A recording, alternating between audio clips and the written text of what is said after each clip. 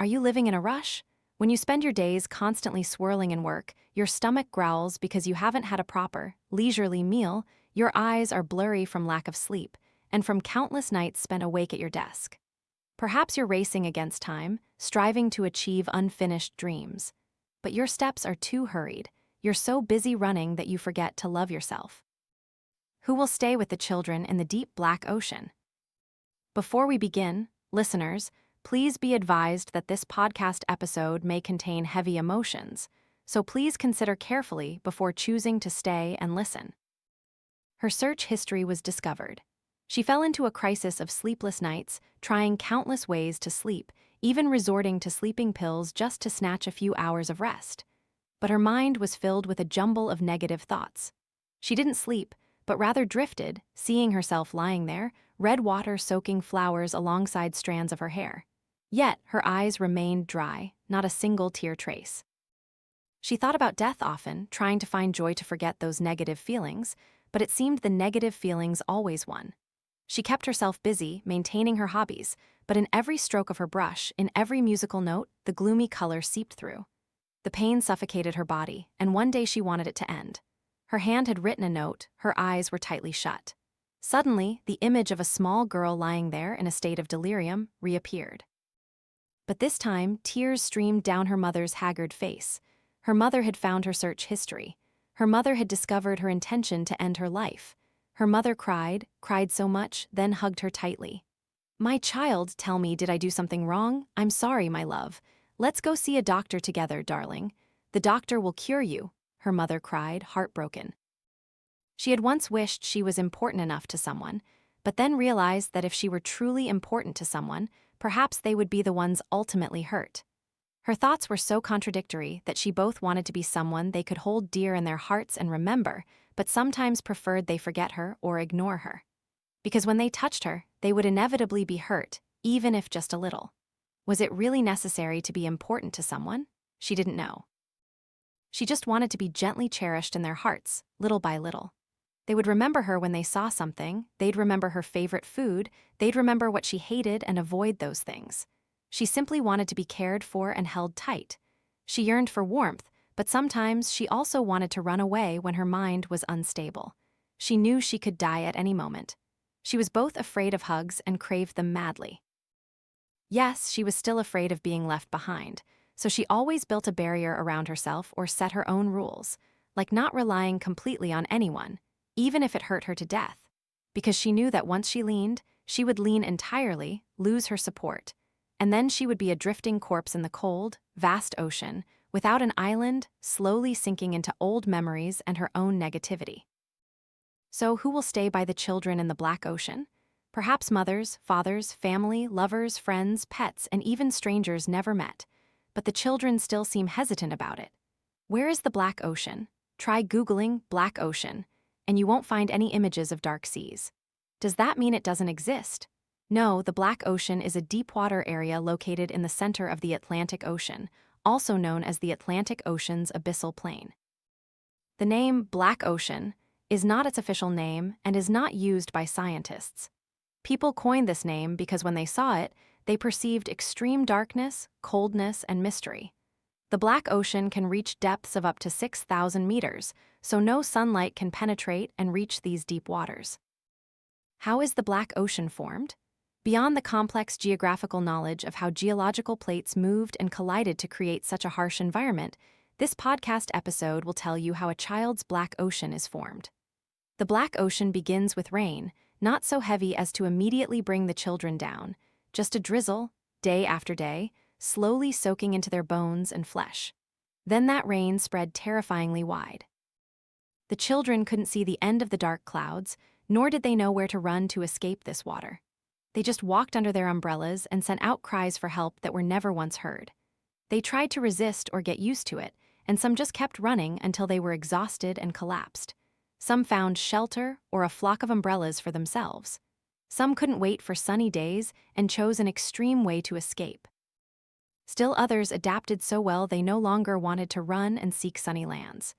Year after year, the incessant rain poured down, mixing with the salty taste of tears, accumulating until one day, Around the children was a vast expanse of water, not a single ray of light. Some children simply stayed in that ocean their whole lives. Where does depression come from? From genes, from traumatic childhood experiences, from toxic family relationships, from a cold social environment, or a combination of all these factors? Currently, it can only be concluded that there is no single cause of depression. Depression has biological, psychological, and social reasons. These factors also interact with each other, making it increasingly difficult to identify the cause of depression. Depression attacks children, the elderly, teenagers, middle-aged people, men, and women. How destructive is depression? I don't know. I really don't know how terrible the pain those children are enduring. It's like the deep seabed thousands of meters down. No one dares to venture down to explore it. It seems no one truly understands what the black ocean in these children's hearts is like. What do we know about the world of people with depression? Nothing. But do you really want to know what the world wrapped in the black ocean looks like? When you Google the keyword black ocean, you won't find any dark seas. What you'll see are books, among them Black Ocean by Dang Honjiang. I must confess that I couldn't read this book in one sitting. I had to break my reading into small segments. I felt suffocated and needed long breaks after each chapter. The author himself had to issue a warning to readers at the very beginning of part 1 of the book. The real stories here may evoke heavy feelings. Readers, please be mindful. People don't want to bring more negative emotions upon themselves. In the videos discussing the book on depression, there are comments like, "If you're feeling normal, please don't choose to read these books." Negative emotions are indeed very contagious. Sorrows will haunt more heavily than joys of similar magnitude. It doesn't just happen directly from person to person, but also through intermediaries like sounds, images, objects, and events, through the mirror neuron system. When an emotion is experienced by a person themselves and prolonged, it becomes that person's emotion. At this point, they have officially caught the emotion. For example, a haunting story from Dang Honjiang's Black Ocean that I just mentioned, the story of Anya and Ethan, both 21, with a childhood witnessing their father frequently beat their mother. Anya grew up with deep psychological trauma. When Anya was in 11th grade, the first signs of post-traumatic stress disorder appeared, causing her to withdraw both physically and mentally, wanting only to die. But her parents never acknowledged the existence of the illness.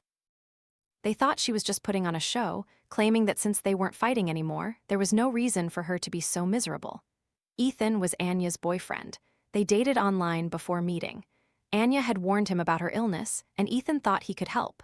Ethan went online, read documents, and prepared himself mentally. 7 months after meeting and living with Anya, Ethan became depressed and attempted suicide. The scary thing is that Ethan, from being a normal person who wasn't afraid of crowds, always wanted to share, talk, and connect with Anya. He was someone who once understood that living with someone with depression required a lot of love and knowledge. "I don't feel overwhelmed, tired, or bothered. I don't complain. I know my girlfriend isn't well. My only concern is how to take better care of the person I love, how to keep her safe so my girlfriend doesn't end her life. I just feel very worried, very anxious. I don't want to lose another friend. I've already lost a friend, a close one from my university group. Her passing terrified me. It haunts me to this day. When she was alive, there were times I was quite indifferent to her. She texted me, and I was lazy to reply. Now, her image always reminds me not to let any of my friends leave again." Depression is so terrifying. What child wants to drag their loved ones into the quagmire they're stuck in? That might be why those children are still hesitant, afraid of hurting those around them. After this chapter, I stopped reading. I felt confused. If depression can be contagious like that, who would dare to get close and stay with those children drowning in the bottomless deep water? Later, after reading more documents and watching sharing videos from other psychological experts, I realized this: those children have to save themselves. Who will stay by the children in that deep black ocean? No one. No one wants to stay. Don't misunderstand, no one who is normal wants to throw themselves into a hopeless quagmire, but they will know about that dark water. They know the children are there, and they will come. They won't stay there. They will find a way to help both of them escape. They will give the children the necessary tools, teach them how to swim, how to breathe, a way to save themselves. So, how can we help those children? Reconsider Ethan's case in the story above. The root cause might be that, although he mentally prepared himself to deal with Anya's illness, he forgot to reinforce his own protective layer of energy. Because he wanted to focus all his attention on Anya, Ethan gradually cut off his relationships with friends. Ethan didn't go out, didn't socialize, didn't connect with friends anymore. They just stuck together. Ethan's parents loved him dearly and were ready to help, but Ethan didn't tell them anything. "I'm afraid my parents will worry." Ethan didn't want to be a financial and emotional burden to them. Because Ethan cut himself off, both children ended up sinking together into the deep water. The healing journey for someone with depression requires a long time, and of course, during that process, their negative energy can impact the person supporting them. This supporter may feel stressed, exhausted, helpless, angry, scared, sad, and discouraged while accompanying the patient. Therefore, it's not always about constantly worrying about the person with depression. One needs to relax and maintain their own health to be able to help them in the long run.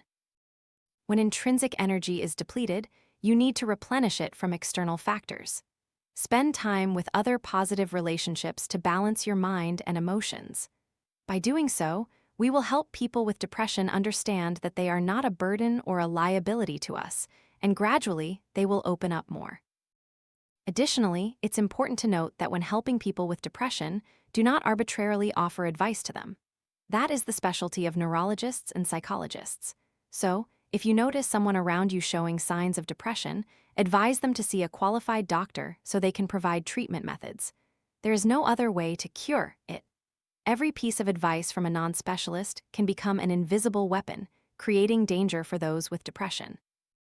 Therefore, advising them to seek a doctor is the only and most reasonable option. People with depression often know how to pretend to be happy, so telling them ways to become happy is mostly useless.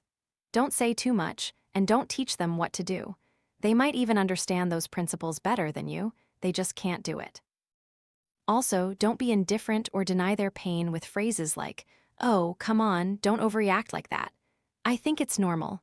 Many people have much worse things going on. It's okay, be positive." Or, "You're probably just bored and have nothing to do, that's why you're thinking nonsense." Where do such prejudiced, indifferent, and dismissive attitudes come from? They stem from a general lack of understanding about depression. People think it's just a state of sadness or boredom that everyone experiences and that it will pass if one just tries a little harder.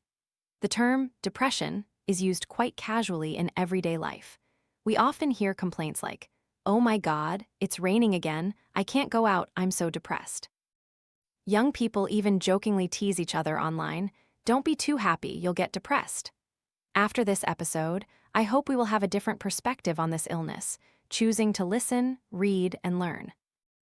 Writing about depression has never been easy for me, for you, for ordinary people, and for the children trapped in the Black Ocean. But I believe that articles, books, and podcast episodes like this will gradually change society's perspective on the importance of mental health. Depression is real. It can happen to anyone. It is so terrifying that just thinking about it sends chills down your spine. So let's hold on to each other in our loneliest moments, loving and understanding each other so that at least we know we always have someone who cares, someone we hope to see every morning. And for you, too, please open your heart to soothe your pains and feel the care you deserve. Ending life to escape suffering is never a solution one should choose. So, instead of romanticizing and worshiping sorrow in an extreme way, we always have the choice to look at life with a more realistic eye, to recognize other beauties, the beauty in all life around us. I hope these books, these podcast episodes, will be companions for you, the fragile child, to dare to stand up and leave the dark ocean behind the door of your old house. Or perhaps they can help you draw sparkling stars around the intricate scars on the arms of the children you are striving to love and protect. Those late sunny days, we are getting very close.